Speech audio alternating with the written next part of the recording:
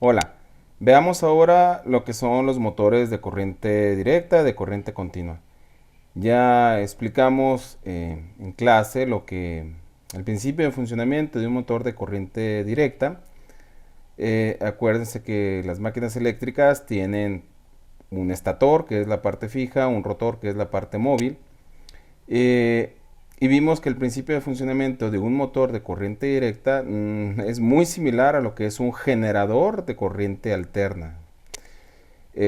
Tiene en el estator un imán permanente y en el rotor una serie de bobinas que están unidas a secciones en un anillo colector en el cual se conectan unos contactos. Esos contactos se les suele denominar los carbones y hacen que circule corriente en una sola sentido, en una sola dirección en las bobinas que están inmersas en el campo magnético y por la ley de Lorentz hace que se produzca pues, un movimiento mecánico de rotación.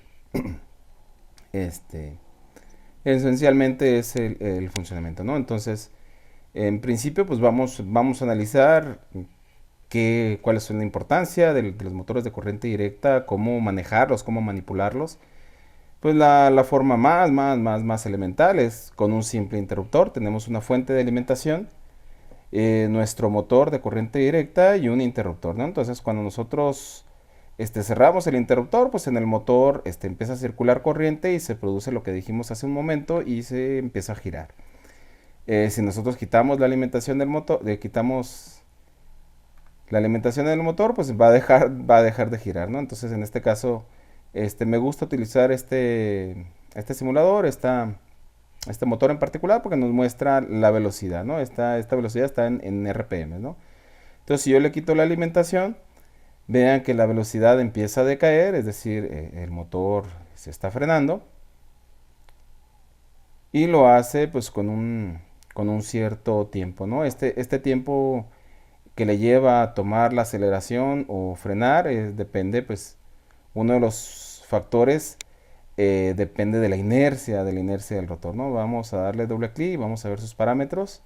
Es un voltaje nominal de 12 volts, una resistencia de armadura de 12 ohms, una inductancia de armadura de 100 milihenrios y dice que la velocidad nominal del motor sin carga es de 1000 RPM.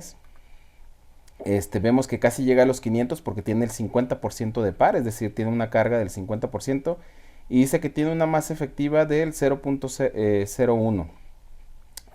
Esta es la inercia, ¿no? Entonces, si nosotros bajamos la inercia, vamos a observar que cuando alimentamos el motor, pues va a llegar muchísimo más rápido a la velocidad que le permite de acuerdo a la carga que tiene. En este caso tiene el 50%, pues entonces llega nada más a los 500 en lugar de llegar a los 1000, ¿no? Quitamos la alimentación y otra vez la velocidad baja pues, sumamente rápida, ¿de acuerdo? Si nosotros, por ejemplo, le decimos, mira, ¿sabes qué?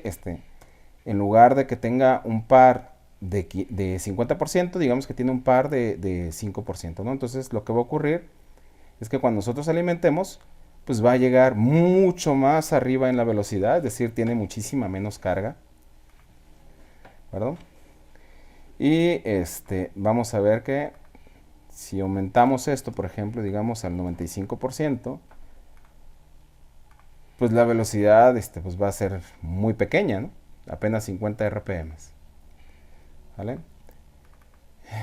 Esto en cuanto a la parte de la carga nominal, el voltaje nominal y lo que representa la masa efectiva, ¿no? La masa efectiva es prácticamente lo que tiene el motor, ¿verdad? El motor, la inercia, la cantidad de masa que va a mover y lo que es el carga máxima y par tiene que ver con la fricción, ¿de acuerdo? Entonces, por ejemplo, aquí le movemos y le decimos es que tiene un 25%, entonces pues más o menos deberían ir llegando hacia los 250, perdón, 750 RPM, ¿de acuerdo? Ahora, otro de los aspectos importantes del motor de corriente directa es que cuando invertimos las terminales, cambiamos el sentido de la alimentación, es decir, esta lo ponemos acá, esta ponemos aquí, el motor de corriente directa va a girar en sentido contrario en que lo estaba haciendo en un principio. Esta es una gran ventaja porque muchos de nuestros procesos requieren que, que se mueva en un sentido o que se mueva en otro sentido. ¿Ya? Por ejemplo, en una máquina CNC, queremos que la masa donde está contenida la pieza llegue a una posición particular y luego las instrucciones de forma numérica le van a decir, ¿sabes qué? Vete a una posición y esa posición puede estar más atrás. Entonces, para recorrer hacia atrás, pues tiene que cambiar el sentido de giro para ir hacia atrás, ¿no? Entonces, eso es de los aspectos fundamentales de lo que es un motor de corriente directa.